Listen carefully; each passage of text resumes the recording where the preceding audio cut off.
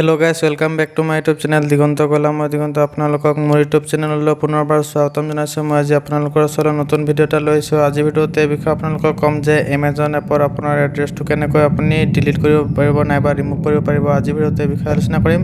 ভিডিঅ'টো প্ৰথমৰ পৰা শেষলৈকে চাব আৰু মোৰ চেনেলটোত প্ৰথমবাৰলৈ আহিছে যদি চেনেলটো ছাবস্ক্ৰাইব কৰি কাষত থকা বেল আইকনটো প্ৰেছ কৰি অল কৰি দিব। আহিবলগীয়া ভিডিঅ'ৰ ন'টিফিকেশ্যন সকলোতকৈ আগত আপুনি আপোনাৰ মোবাইলত পাই থাকিবলৈ। তেন্তে বলক ভিডিঅ'টো আৰম্ভ কৰোঁ।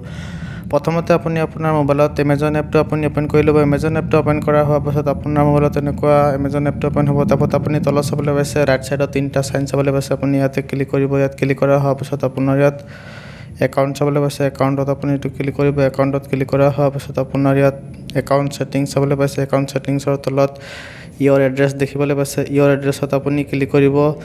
ইয়ৰ এড্ৰেছত ক্লিক কৰাৰ পাছত আপোনাৰ এড্ৰেছকেইটা এনেকৈ শ্ব' কৰিব। মই এইটো ছেকেণ্ডৰ এড্ৰেছটো তলৰ এড্ৰেছটো ডিলিট কৰিব বিচাৰিছোঁ। ইয়াত আপুনি ৰিমুভত ক্লিক কৰিব। ৰিমুভ দেখিবলৈ পাইছে। ৰিমুভত ক্লিক কৰাৰ পাছত ইয়াত confirm deletion are you sure you want to delete this address দি আছে। আপুনি ইয়াত য়েছত ক্লিক কৰিব। য়েছত ক্লিক কৰা হোৱাৰ পাছত আপোনাৰ এইটো এড্ৰেছটো ডিলিট হৈ যাব।